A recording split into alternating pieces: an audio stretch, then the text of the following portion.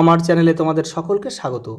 আজ আমরা মাধ্যমিক 2026 এবিটিএ টেস্ট পেপার থেকে ইতিহাসের 649 নম্বর পেজে যে সেটটি রয়েছে সেটাই সলভ করব।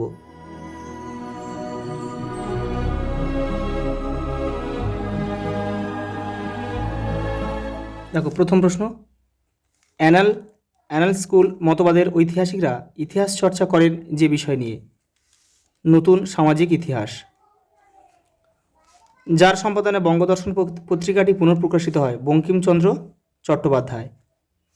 তিনেরটা, কলকাতা মাদ্রাসা প্রতিষ্ঠিত হয় 1781 খ্রিস্টাব্দে। স্ত্রী শিক্ষা বিধায়ক বইটির রচয়িতা রাধাকান্ত দেব। পাঁচেরটা, ঈশানচন্দ্র রায় যে বিদ্রোহে নেতৃত্ব দিয়েছিল? পাবনা বিদ্রোহ। ছয়েরটা, মেদিনীপুরের লক্ষ্মীবাঈ নামে কে পরিচিত? রানী শিরোমণি। ভারতসভার প্রথম সভাপতি কৃষ্ণমোহন বন্দ্যোপাধ্যায়। পরেরটা দেখো, এ নেশন ইন মেকিং গ্রন্থের রচয়িতাকে? Surendranath Bandyopadhyay. Half tone printing পদ্ধতি প্রকাশ করেন উপেন্দ্রকিশোর রায়চৌধুরী। বেঙ্গল টেকনিক্যাল ইনস্টিটিউট স্থাপিত হয় কবে? 1906 খ্রিস্টাব্দে।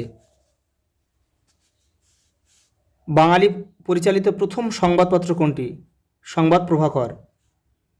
লাঙল কোন দলের মুখপত্র?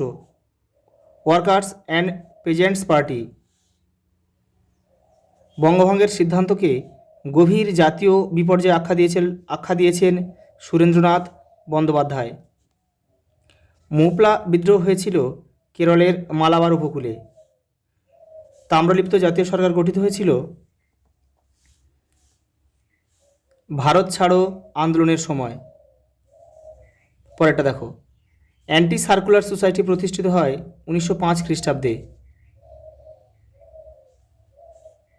17, ভারতীয় গণপরিষদের প্রথম সভাপতি কে ছিল? ডক্টর রাজেন্দ্র প্রসাদ। দেশীয় রাজ্য ছিল না বোম্বে। গুলামগিরি গ্রন্থটির রচয়িতা হচ্ছে জ্যোতিবা ফুলে। পুরুলিয়া জেলাটি পশ্চিমবঙ্গের অন্তর্ভুক্ত হয় 1956 খ্রিস্টাব্দে। পরেরটা দেখো, ভারতের চিত্রকলা বইটি কোন বিষয়ক ইতিহাস চর্চার অন্তর্গত? শিল্প চর্চার ইতিহাস। শিল্প চর্চার ইতিহাস। পরেরটা দেখো, ইতিহাসমালা কার লেখা? William Carey. পরেরটা দেখো, আধুনিক ভারতের রসায়ন শাস্ত্রের জনক কাকে বলা হয়? প্রফুল্লচন্দ্র রায়। ভগিনী সেনা কে গঠন করেন? সতীশচন্দ্র সামন্ত। এই যে শিল্পচর্চার ইতিহাস, উইলিয়াম কেরি, প্রফুল্লচন্দ্র রায় আর সতীশচন্দ্র সামন্ত। একটু লিখে নেবে তোমরা।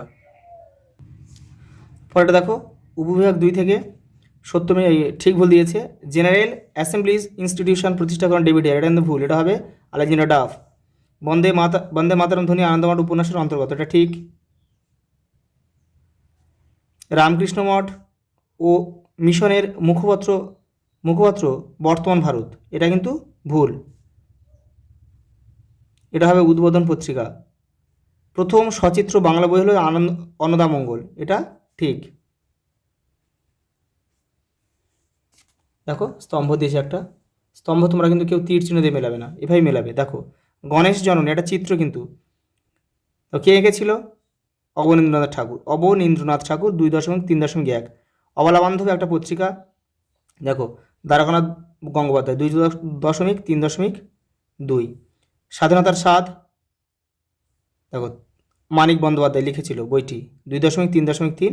আর সুপ্রভাত, দেখো কুমুদিনী বসু। দেখো, পরেরটা রেখা মানচিত্রে দেখো ম্যাপ পয়েন্টিং দিয়েছি ইতিহাসে। তোমাদের এটা আমি একসঙ্গে পরে করিয়ে দেবো কয়েকটা ম্যাপে। দেখো, বিবৃতি ব্যাখ্যা দেখো। বিদ্যাসাগরকে নারী মুক্তির অগ্রদূত বলা হয়।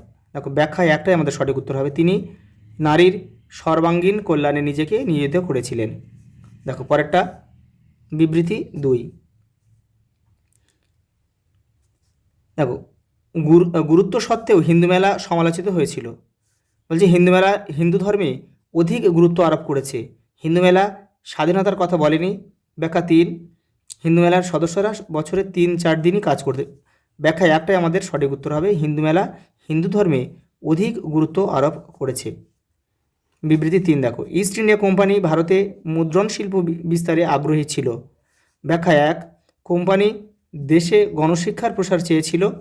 ব্যাখ্যা 2, কোম্পানি একাধিক ভাষায় বাইবেল ছাপাতে চেয়েছিল। ব্যাখ্যা 3, কোম্পানি শিক্ষিত কর্মচারী তৈরি করতে চেয়েছিল। এটাই হবে উত্তর। ব্যাখ্যা 3, কোম্পানি শিক্ষিত কর্মচারী তৈরি করতে চেয়েছিল।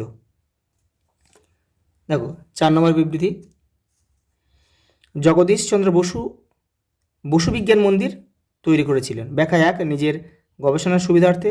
ব্যাখ্যা 2, গাছের প্রাণ আবিষ্কার করতে। ব্যাখ্যা 3, দেশবাসীকে বিজ্ঞান চর্চায় উৎসাহ দিতে। এই 3টাই আমাদের সঠিক ব্যাখ্যা হবে, দেশবাসীকে বিজ্ঞান চর্চায় উৎসাহ দিতে। আজ এই পর্যন্ত, দেখা হবে পরের ভিডিওতে।